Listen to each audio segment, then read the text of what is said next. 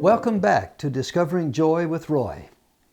I'm Roy, and I'm glad you're here. As I was preparing today's study from Philippians chapter 2, verses 19 through 30, about Timothy and Epaphroditus, I experienced some real nostalgia. When I review my years in the ministry, not just in formal ministerial positions, but in my life as a Christian, I don't concentrate on the places I've been or the things I've done or the positions I've held, but on the people. I'm a rich man because of these people, these friends. Many of them are dead now, and the only place I see some of them is in my dreams. I have good dreams. Others are still very much alive, though some are my contemporaries, which means they too, to misquote the poet William Wordsworth, they too have intimations of mortality. We know we're old, and we don't have much time left together, which makes every reunion, every memory precious. I especially identify with Paul here when he speaks of Timothy, his younger colleague. I have some Timothys in my life. I love them. I'm proud of them. And they're very much on my mind right now as we study today's verses. I also identify with Paul when he writes about Epaphroditus, his brother, his co-worker, his fellow soldier, he calls him. I've been blessed by many an Epaphroditus in my life. I wish I had time to tell you about them. But this is a lesson from Paul's experience, not mine, so I'll try to stay on subject. Let's read this first paragraph. Well, before we do, I'd like to say something to you about your friends. I've told you about mine, and we're going to be talking about the Apostle Paul's. I just want to give you permission to think about yours as we study. An unexpected blessing of this pandemic is that even though we've been unable to get together with our friends, and we miss them, we're feeling grateful, perhaps as never before, for the telephone and the internet and the computer. We've all commented on what it must have been like during Paul's times, pre-media times, like most of human history. At least we can communicate. We've discovered how much our family and our friends mean to us. This negative situation has had the positive result of increasing our gratitude for our loved ones, hasn't it? And that gratitude increases our joy. And the subject of these studies is joy. Now, let's read the first paragraph. I hope in the Lord Jesus to send Timothy to you soon, that I also may be cheered when I receive news about you. I've no one else like him who will show genuine concern for your welfare. For everyone looks out for their own interests, not those of Jesus Christ. But you know that Timothy has proved himself, because as a son with his father, he has served with me in the work of the gospel. I hope, therefore, to send him as soon as I see how things go with me. And I'm confident in the Lord that I myself will come soon. Timothy may have been closer to Paul than anybody else. Several letters carry Paul's commendations of him. Philippians, of course, and Philemon, and 2 Timothy. It appears that Paul led him to Christ in Lystra, and later invited him to join him as a companion on his second visit to the area. Hebrews 13:23 lets us know that Timothy has been in jail, but has been released. These early Christians didn't have it easy, did they?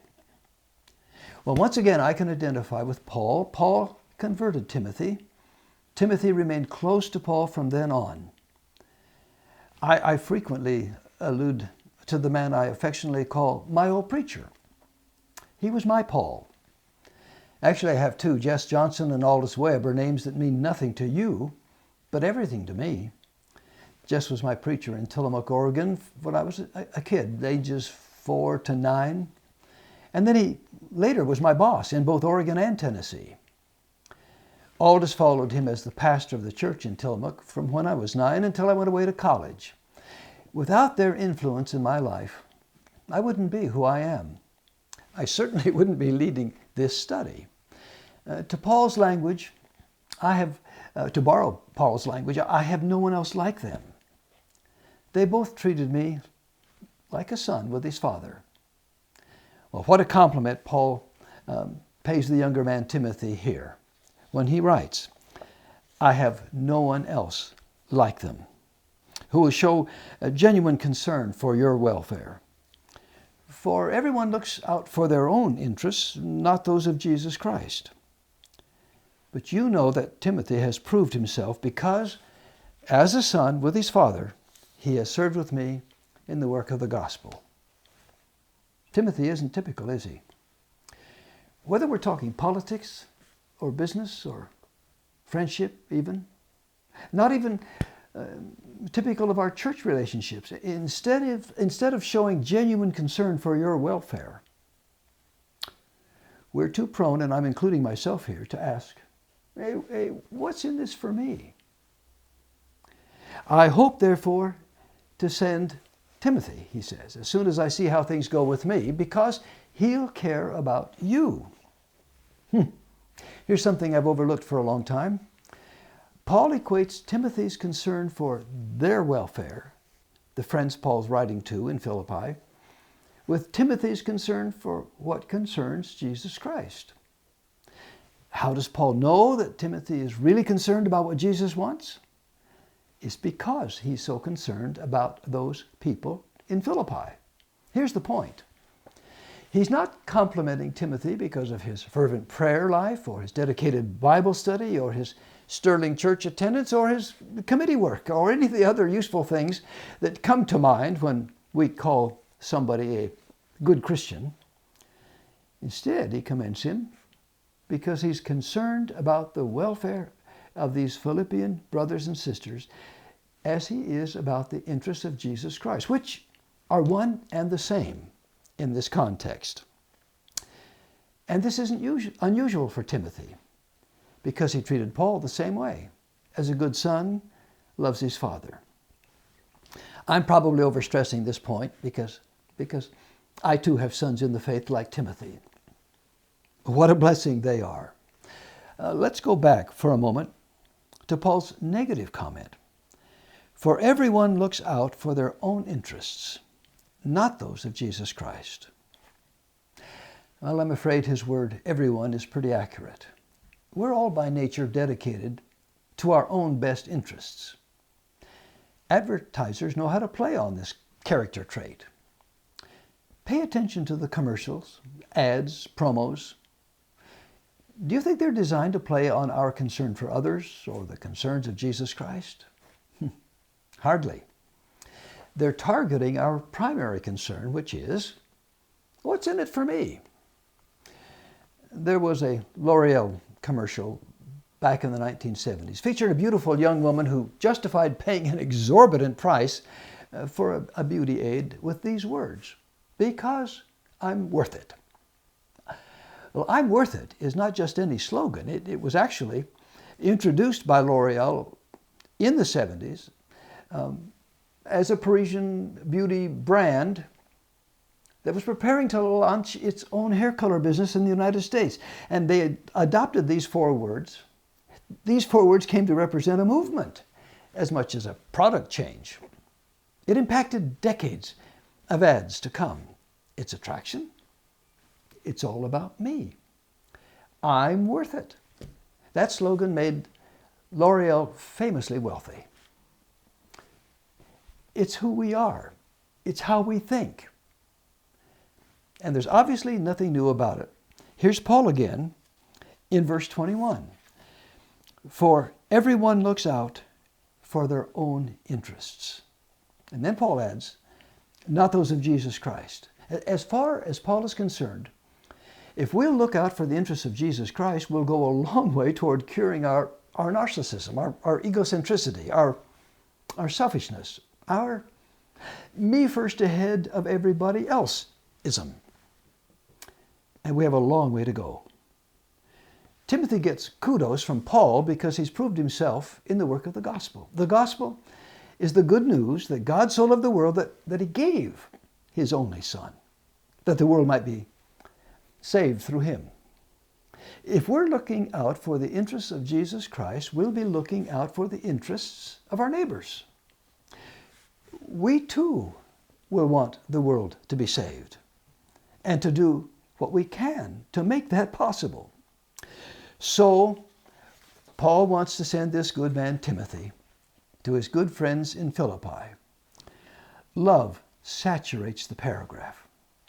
I mentioned in an earlier video a conversation I had not long ago with my oldest Velcro son, Jeff. We've been family for more than half a century.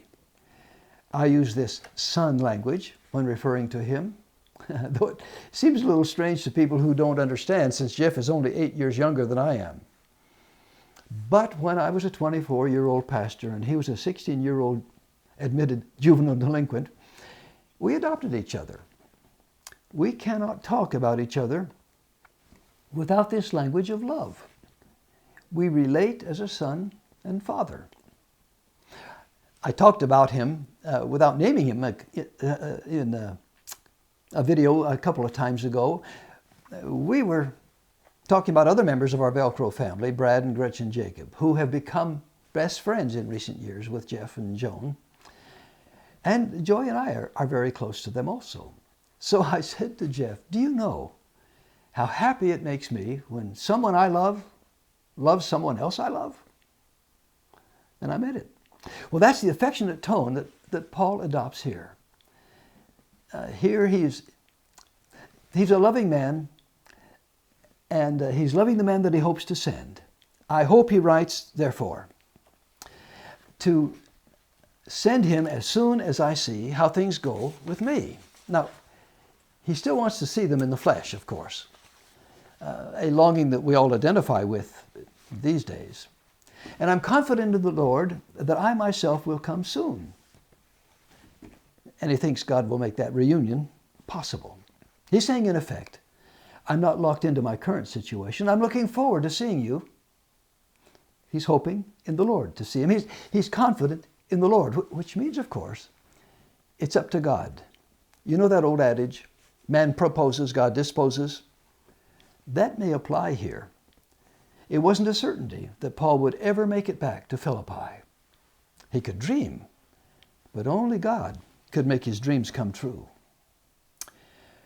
Well, we move on now to talk about the other man in this letter who's so very important to Paul, Epaphroditus. Once again, we feel Paul's gratitude for this relationship.